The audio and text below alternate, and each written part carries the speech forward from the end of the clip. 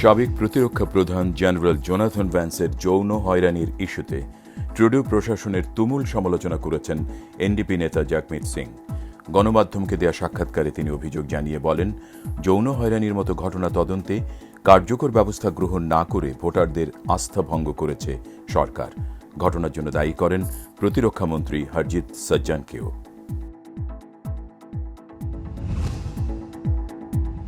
Beijing গোপন করার চেষ্টা করলেও উইঘুর সংখ্যালঘুদের উপর নির্যাতনের ঘটনা আড়াল করে রাখা সম্ভব নয়, এমন মন্তব্য কানাডা ভিত্তিক মানবাধিকার সংস্থা উইঘুর রাইটস অ্যাডভোকেসি প্রজেক্টের। প্রতিষ্ঠানটির নির্বাহী পরিচালক মেহমেদ তোহতি বলেন, উইঘুর মুসলিম নিপীড়নের বিষয়ে কানাডায় নিযুক্ত চীনা রাষ্ট্রদূতের বক্তব্য অগ্রহণযোগ্য। সেখানে মানবতা বিরোধী অপরাধের ঘটনা আড়ালের ব্যর্থ চেষ্টা করেছেন রাষ্ট্রদূত। ট্রেনে জ্বালানি পরিবহনের কারণে ঝুঁকির মধ্যে রয়েছে যুক্তরাষ্ট্র কানাডার লাখো মানুষ, এমন শঙ্কা জানিয়েছেন মার্কিন জ্বালানি বিশেষজ্ঞ এরিক প্লেস। আন্তঃসীমান্ত জ্বালানি পাইপলাইন নিয়ে বিতর্কের মধ্যেই এই শঙ্কা জানালেন তিনি। 2013 সালে কুইবেকে জ্বালানি ট্রেন দুর্ঘটনায় 47 জন নিহতের ঘটনাও উল্লেখ করেন তিনি।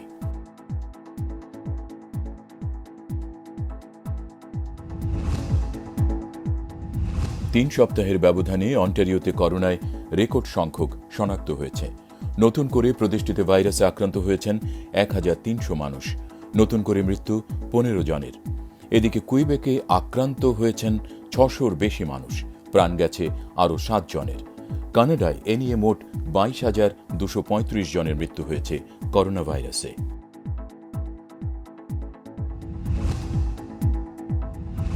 করোনা মহামারীর কারণে সৃষ্ট সংকট 9/11-কেও ছাড়িয়ে গেছে, অভিযোগ পর্যটন ব্যবসায়ীদের।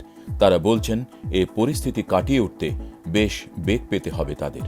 এক রিপোর্টে বলা হয়, প্রতি 10 জনে অন্তত একজন কানাডিয়ান পর্যটন খাতের সাথে জড়িত।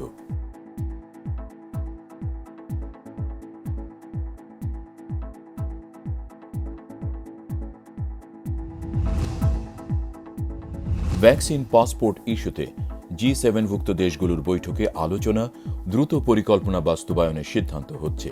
সংগঠনটির সদস্য রাষ্ট্রগুলোর স্বাস্থ্যমন্ত্রীদের সাথে এক অনলাইন বৈঠকে একথা জানান ফেডারেল স্বাস্থ্যমন্ত্রী প্যাটি হাইডো। সম্প্রতি কানাডা প্রবেশের জন্য ভ্যাকসিন গ্রহণের সনদ যথেষ্ট বলে বিবেচনা করছে না কর্তৃপক্ষ।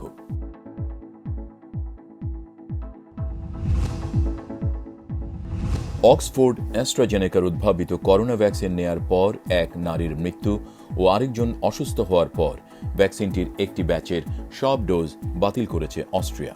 দেশটির স্বাস্থ্য বিভাগ এ তথ্য জানিয়েছে। এদিকে ভিয়েনায় করোনা ভাইরাস লকডাউনের বিরুদ্ধে কয়েক হাজার মানুষ বিক্ষোভ করেছেন।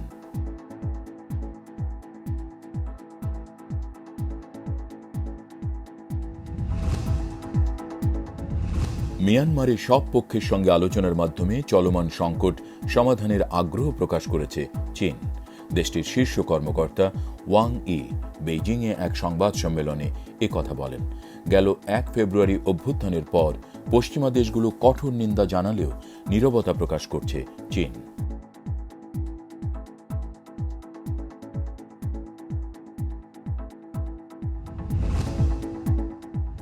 শ্রমিক নেতা আহসানুল্লাহ মাস্টার, কবি মহাদেব সাহা সহ 9 ব্যক্তি ও এক প্রতিষ্ঠান এবারে স্বাধীনতা পুরস্কার পাচ্ছেন।